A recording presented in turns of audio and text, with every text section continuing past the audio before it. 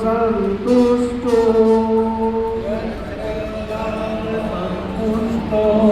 वन्वातीतो विमत्सरा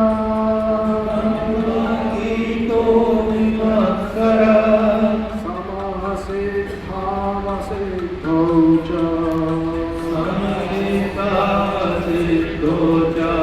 तत्त्वापि न निबध्यते। जो कर्म योगी फल की इच्छा के बिना अपने आप जो कुछ मिल जाए उसमें संतुष्ट रहता है और जो ईर्ष्या से रहित, द्वंद्वों से रहित तथा सिद्धि और असिद्धि में सम है, वह कर्म करते हुए भी उससे नहीं बंधता है।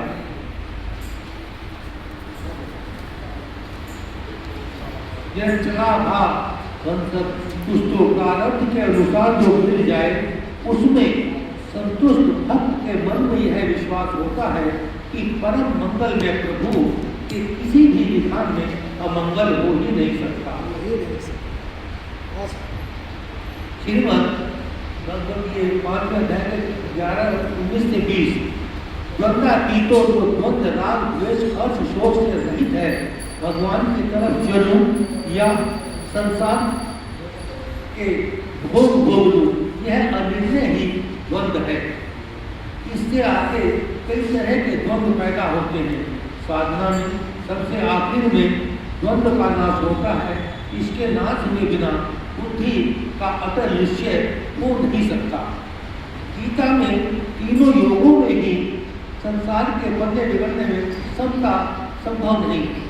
प्रवृत्ति प्रायण कर्म योगी निष्काम भाव से कर्तव्य कर्म में रत रहता है, लेकिन सिद्धि असिद्धि रूप फल में उसकी समता बनी रहती है। अतः कर्म करता हुआ भी वह बनता नहीं। विमत्सर अर्थात ईर्ष्या से रहित दूसरों के गुणों श्रेष्ठता को देखकर मन में डाह या जतर गति होना ईर्ष्या कहलाती है। दूसरों के गुणों में भी दोष देखना असूया लगती है। कल्याण के लिए अनसूया लगती होना बहुत आवश्यक है। अर्जुन दोष दृष्टि में असूया दोनों से रहित है। दोष दृष्टि से रहित श्रद्धावान साधक का पूर्ण मात्र से कल्याण हो जाता है। 18वें अध्याय के 71वें श्लोक। शास्त्रों में दो मार्ग बताए हैं, प्रवृत्ति और निवृत्ति। इन दोनों ही मार्गों से लक्ष्य प्राप्ति संभव है। प्रायः प्रवृत्ति मार्ग से गृहस्थ आश्रम और निवृत्ति मार्ग से संन्यास आश्रम का आशय लिया जाता है, लेकिन गीता के अनुसार प्रवृत्ति में निवृत्ति और निवृत्ति में प्रवृत्ति सिद्ध कर्म योगी या ज्ञान योगी का लक्षण है। वस्तुतः प्रवृत्ति या निवृत्ति बाधक नहीं, प्रत्युत कामना ही बाधक है।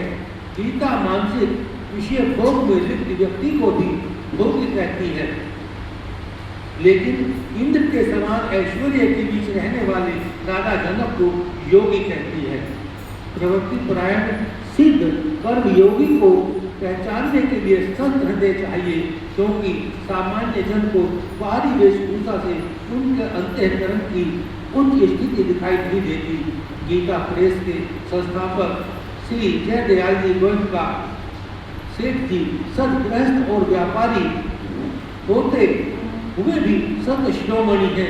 त्यागी शोभा जगत में करता है सब कोई, दरिया ग्रस्ती संत का भेदी बिरला हो। हरे कृष्ण हरे कृष्ण हरे कृष्ण। त्यागी शोभा जगत में करता है सब कोई और दरिया गृहस्थी संत का भेदी बिरला। तो जो गृहस्थ में रह रहा है और संत भाव से रह रहा है, उसका भेद जानना मुश्किल है। आचार्य जी, इसको 1 मिनट में कुछ बोल दूँ, उसके बाद आप उसको करेक्ट करिए। बहुत बहुत अच्छा, बहुत अच्छा। मुझे मेरी अपनी बुद्धि में जो आया बहुत अच्छा, देखिए बहुत अच्छा। इस श्लोक में भगवान कहते हैं कि प्रारब्ध के अनुसार जो मिल जाए उसमें संतुष्ट रहना चाहिए। जो स्वतः प्राप्त वस्तु से संतुष्ट रहता है, जो सुख दुख लाभ हानि जैसे द्वंद्वों से ऊपर उठ चुका है, जो ईर्ष्या से मुक्त है और सफलता असफलता में समान रहता है, वह कर्म बंधन में नहीं बनता।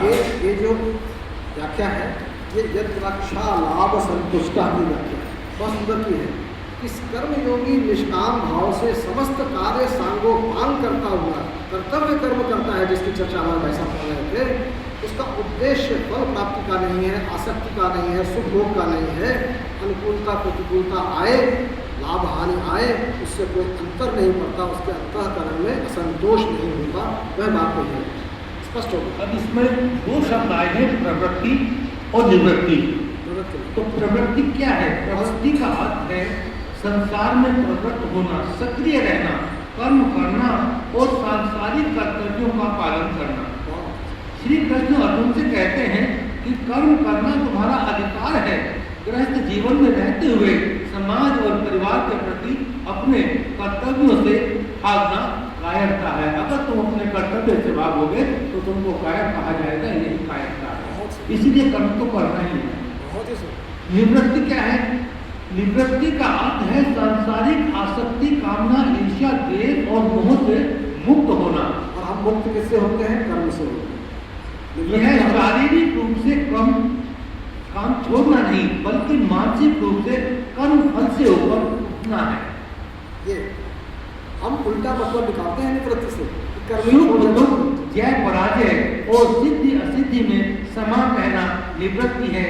यह मन की शांत अवस्था है। हरे कृष्णा हरे कृष्णा। बहुत ज्यादा प्रवृत्ति निवृत्ति दोनों के बारे में बहुत सुंदर लिखा है। प्रवृत्ति भी कार्य है, निवृत्ति भी कार्य है। निवृत्ति का अर्थ कर्म छोड़ना नहीं है, उसमें जो आसक्ति है वह फल की इच्छा को छोड़ना है। बहुत सुंदर तरह से बता दिया। प्रवृत्ति में भी निवृत्ति, निवृत्ति में प्रवृत्ति, दोनों ही एक है। गीता दोनों में एक करती है। बहुत सुंदर।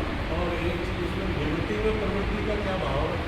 निवृत्ति में काम जो छोड़ रहे हैं वह भी एक तरह की प्रवृत्ति है, क्योंकि हम भले के लिए काम छोड़ रहे हैं। हम किसी प्रमाद या आलस में नहीं छोड़ रहे, काम छोड़ रहे हैं लोक संग्रह के लिए, तो भाई इससे दूसरों का भला होगा। काम छोड़ कर बैठे तो ये नहीं कि हमने आलस बस छोड़ा, वहाँ भी कल्याण है। इसको अपन ऐसे भी ले सकते हैं निवृत्ति में प्रवृत्ति को, कि साधु निवृत्ति जिसकी निवृत्ति हो गई वो जीवन मुक्त निवृत्ति, सन्यासी हो गए, जिसकी निवृत्ति हो गई तो जीवन मुक्त पुरुष होगा, है ना अपन।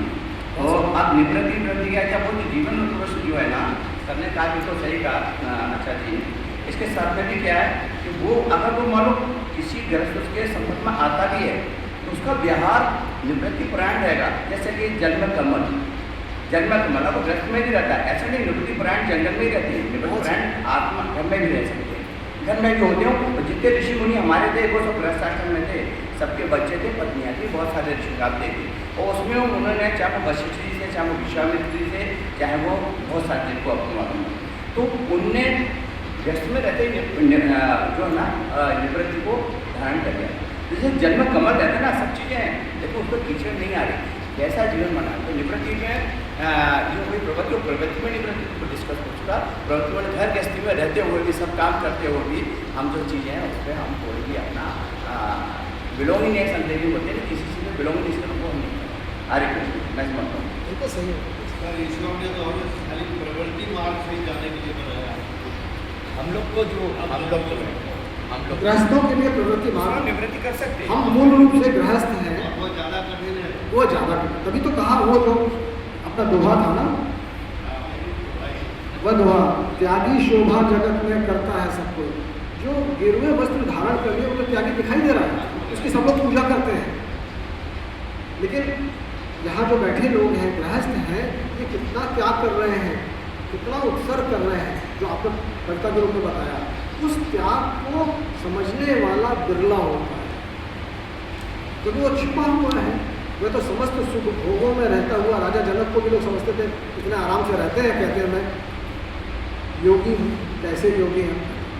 तो देखने में बहुत मुश्किल लगता है कोई तो समस्त वैभव में रहने वाला व्यक्ति योगी कैसे हो सकता है। लेकिन वो सुख भोग से नहीं है, आसक्ति से रिक्त है, निर्लिप्त है, इसलिए योगी है। समस्त वैभव में भी योगी हुआ जा सकता है। तो सबसे मुश्किल है गृहस्थ, आपको बिल्कुल सही कहा। गृहस्थ के ऊपर भगवान कृपा भी करते हैं, कहते हैं गृहस्थ अगर यह कार्य कर ले रहा है तो वह मेरा सच्चा भक्त है। नारद मुनि को उदाहरण से बताया ही था कि तुम जरा दीपक लेके चल के दिखा दो, मेरा किसान जो भक्त है मैं उसके ऊपर इसलिए करुणा रखता हूँ मुझे इसलिए ज़्यादा पसंद है कि वह इतनी बाधाओं के बाद भी मुझे याद करता है। जब फसल बीजता है तो राम राम करता है, काटता है तो राम राम करता है। तुम तो अभी एक दीपक रखा था, भूल गए मुझे, नारायण नारायण करते हैं हमेशा, दीपक लेके चले तो भूल गए थे, हम सबको वो कथा याद है। वही बात है क्या इसी श्लोक में विमत्सरा की बात आई है, वो अपने लिए बड़ी उपयोगी है। विमत्सरा क्या है? विमत्सर क्या है? मत्सर क्या है? मत्सर क्या है? विमत्सर तो बातें सुन, मत्सर ईर्ष्या, दूसरे के बारे में ईर्ष्या करना। कर्मयोगी की दृष्टि में क्या होता है? सभी भूतों में भगवान का वास है, सर्वभूतात्म भूतात्मा, सभी भूतों में, सभी जीवों में भगवान रहते हैं, तो वह सभी प्राणियों में किसी से भी ईर्ष्या कैसे करे? जैसा मैं वैसे ही ईर्ष्या नहीं, विमत्सर से बचना है। कर्मयोगी बहुत सावधान रहता है, संपूर्ण क्रियाएं प्राणी मात्र के हित के लिए करना, उसमें कोई द्वेष नहीं, कोई द्वेष नहीं, विमत्सर नहीं, किसी से ईर्ष्या नहीं। ईर्ष्या बड़ा सूक्ष्म होता है, ईर्ष्या भी सूक्ष्म है। हम और त्यागी जी मित्र हैं, त्यागी जी के पास अभी आगे स्कॉर्पियो, अब हमें लग रहा हम अपने सियाज में तो बड़े छोटे बन रहे हैं। हम अपने उदाहरण से इसलिए कहते हैं कि किसी और को बताने की आवश्यकता नहीं है, अरे यार इनके पास तो स्कॉर्पियो आ गई, अब वो हमारा विमत्सर नहीं हो के मत्सर में चला गया। पढ़ रहे हैं रोज गीता, तुरंत आता है, अपने घनिष्ठ संबंधों में आ जाता है, अपने रिश्तेदारों में आ जाता है, और यहाँ तक कि बिल्कुल नज़दीकी जो जितना ज़्यादा है उसमें ज़्यादा मत्सर आता है। हमें कोई फर्क नहीं पड़ता, आपको जानता नहीं हूँ, आप कुछ भी लेके घूमते रहे, घूम ही रहे लोग, ये तो स्कॉर्पियो लेकर घूम रहे हैं, लोग बेंज लेकर घूम रहे हैं, लोग बहुत सारी बड़ी बड़ी ऑडी लेकर घूम रहे हैं, उनसे हमें मत्सर नहीं होता, मत्सर नज़दीक में होता है। यही तो कठिनता है और यही दुख का कारण है, क्योंकि सबसे ज़्यादा जो अपने नज़दीक है उसके खिलाफ आपका ईर्ष्या करना बचना है। सूक्ष्म है, वैसे हम रोजाना कसते खाते हैं दूसरे के लिए, अरे यार तू मेरा बहुत अच्छा दोस्त है, लेकिन मत्सर नहीं छोड़ता। अनुभव में आए, आप अपने देखिए अपने जीवन की तरफ कि हमको मित्रता में, नज़दीकियों में ज़्यादा मत्सर होता है। संसार में 8 अरब लोग रहते हैं, मुझे कोई फर्क ही नहीं पड़ता, वो हवाई जहाज लेके घूम रहा है, जेडी वांस अपना प्लेन रखता है, अंबानी अपना, हमें कोई फर्क नहीं पड़ता। मेरे मित्र के यहाँ स्कॉर्पियो में आ जाते मुझे, यार आजकल कुछ ऊँचा चल रहा है इसका, है मत्सर से बचना है, सर्वभूतात्मा भूतात्मा होना है। तो भाई बहुत अच्छी बात है, भगवान की कृपा है, कुछ हम भी वैसे करें, हमारे पास भगवान का दायरा दूसरा होगा, हमें पता नहीं उनके ऊपर क्या कृपा है, क्या है, इस तरह से। और द्वंद्वातीत तो एक्सप्लेन है कि लाभ हानि मान सम्मान से बच में सम रहना, तो समा सिद्धा व सिद्धो, सिद्ध और असिद्ध में एक जैसा रहना। तो ऐसे को कहते हैं कृत्वापि न प्रतिबद्धते, वह बंधन में नहीं जाता, कृत्वापि कर्म करते हुए भी बंधन में नहीं जाता, ऐसा व्यक्ति, इसकी चर्चा श्लोक में है 22वें श्लोक में। वह कर्म करेगा लेकिन उसको कर्म बंधन नहीं होगा, ये बात है। तो कर्म करते हुए बंधन में नहीं जाता, तो कर्म न करते हुए निवृत्ति के मार्ग पर तो बंधन है ही नहीं, इसमें है ही नहीं। कर्म करते हुए भी कर्म योग में कर्म करना या ना करना दोनों एक ही बात है, एक ही बात है, दोनों ही बंधन या मुक्ति का कर्म से कोई संबंध नहीं है, आपकी लिप्तता से संबंध है, आपके लगाव से संबंध है, आस्तिक होने से, मतलब आपका कितना इसमें भाव है, आसक्ति, आसक्ति का भाव कितना है उतने से संबंध है, बाकी किसी कर्म से ना कर्म से कोई संबंध नहीं है। यह अपने कर्मों को दिव्य बनाने की बात कही है। तो जो बात भगवान अभी तक कहे हैं, अब एक नया प्रकरण शुरू करना चाहते हैं यज्ञ के रूप में, कि हमारे समस्त कर्म यज्ञ बन जाए। तो सीधी तरह से कहते हैं यज्ञ कैसे हो, कैसा श्लोक है, अरे आधा